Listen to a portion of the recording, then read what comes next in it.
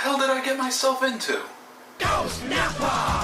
Yeah, something strange in the neighborhood. Guess who it is? Ghost Nappa! Seeing as I've already insulted the Japanese by turning their iconic food of sushi into a tasty fruity treat, I'm going to try my hand at Korea's dish of kimchi. Kimchi, as I understand it, is considered the national dish of Korea and comes in hundreds of variations, not only by region, but by season, which can influence what vegetables are available at the time. Most commonly, it's made with Nappa cabbage and daikon radishes, but other vegetables can be used as well, such as scallions, cucumbers, green cabbage, and even broccoli. When all the vegetables are put together, they're soaked in a brine that can be seasoned with a number of different ingredients, such as salt, pepper, garlic, ginger, red peppers, oyster sauce, fish sauce, and shrimp sauce. Even seafood, like fish and shellfish, can be used. The whole thing is allowed to fermentate in a cool, dry place for a number of days. This not only brings out the flavors of all the ingredients, but also preserves them, allowing them to last longer. We're going to be making a very basic kimchi. As you saw from our opening, we have a head of Nappa cabbage and a daikon radish. So what do you say we take a look at our other ingredients? So these here are our ingredients. The star of our show is of course the Nappa cabbage, which is larger than I expected it to be. Also, I guess we'll call it its co-star, is the daikon radish, and this is also a whole lot bigger than I thought it was going to be. This was also a real pain to find. I had to go around all over the place.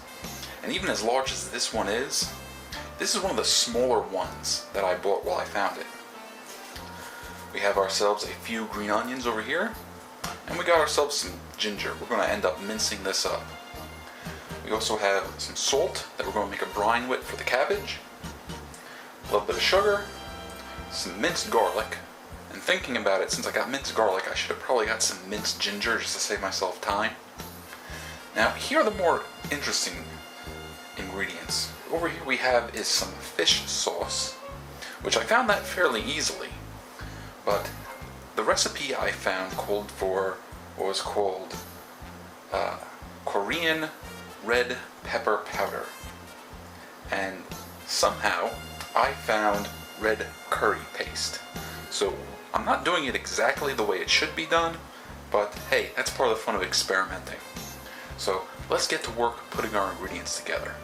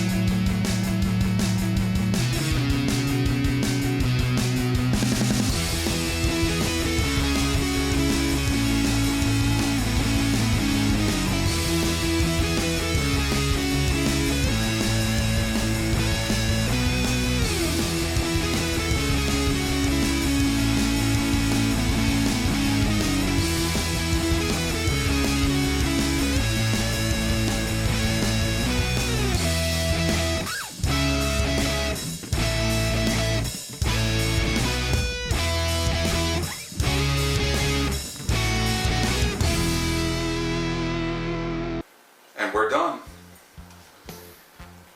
Now, in case you're wondering, I did refrigerate this over the last couple of days, only taking it out once in a while to film it. I also had enough sense to open the lid every once in a while to let some of that extra gas out. And even though we used a lot of cabbage, this thing is only about half full. I could have probably made a whole lot more. And talking about that, look how much daikon radish I still have left. I don't know, I think what I'm going to do is I'll just shred this up along with the leftover cabbage and just make salads out of it. But let's get to the real star of the show, the kimchi that we made. Now, it smells very good. It smells so very good. I'm just going to mix it up a little bit. Make lots of noise while I'm doing that too. Also, when I started making this, oh boy, my house smelled like fish for that whole day. Okay, take a nice little scoop here.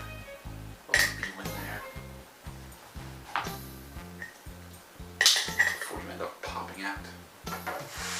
So, let's take a bite of our homemade kimchi. Still pretty crunchy.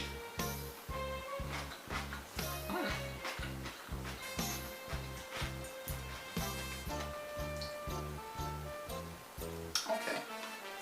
A little colder than I expected. Probably because how much I left it in the fridge. But you know what else? It's not as hot as I thought it was going to be. Let's take another bite, hang on.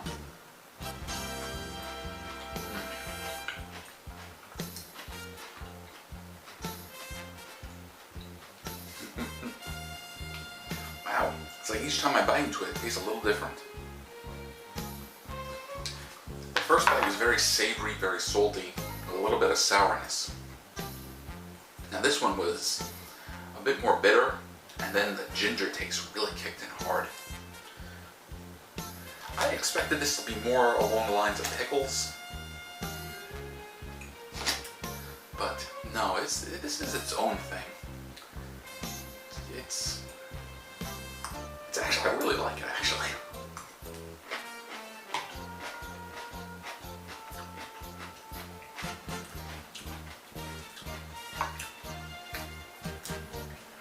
I'm having a bit of a hard time describing the flavor though, because it's not really a kind of sour, kind of bracing taste of pickles.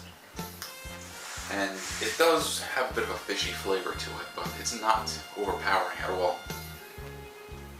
And depending on what you bite into, you might get a little bit of a bitter taste, or you kind of get a bit of a sour taste. But this is not bad. And this was not hard to make either. Just a lot of time between cooking and finding the ingredients. Finding that radish was a pain.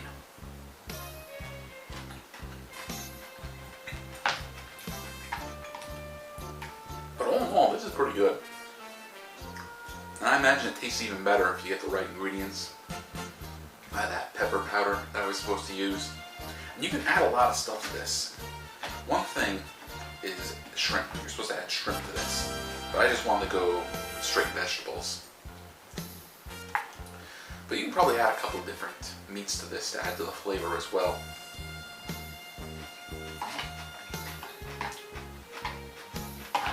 Yep, there's that ginger again. So, kimchi. Not too hard to make. A little time consuming because you gotta wait a few days for it all to ferment. But you know what? It's pretty good. I might have to make some more of this stuff and play around with different ingredients to add to it. I think my next stop is going to be some shrimp. Although chicken would probably be a nice addition to this as well. Alright. So, thank you for watching. I'm going to see you when we make our next meal.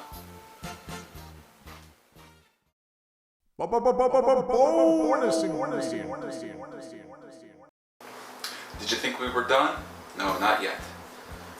Now, I had some hot dogs in the house, and I thought these would work pretty good with our kimchi.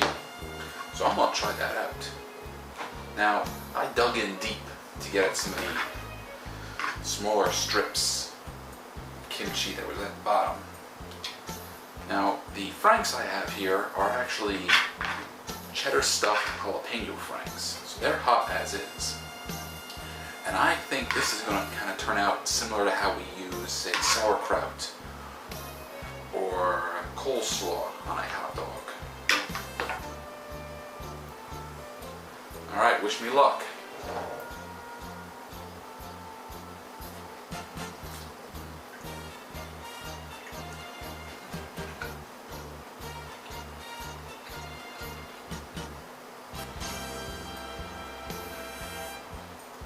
That mixed together quite nicely. The kimchi is very moist, so when I bite into it, all that moisture complements the moisture of the hot dog, and it's just a burst of flavor all together. The kimchi has a little bit of sourness and a little bit of savoriness, which I think goes really good with the savoriness of the meat. I don't taste the jalapeno so much, or even the cheese that much. I think everything is just mixing a little too good.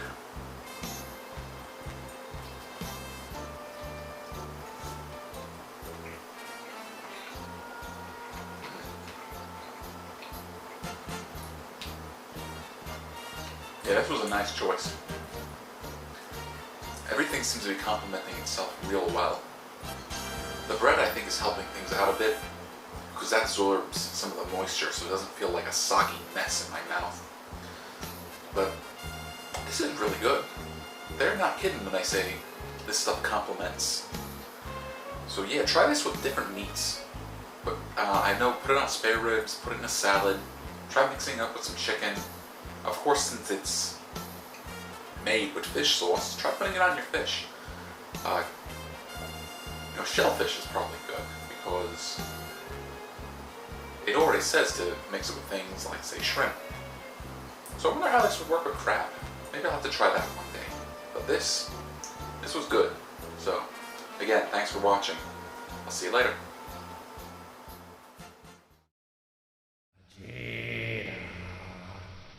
Vegeta! What? I'm watching you.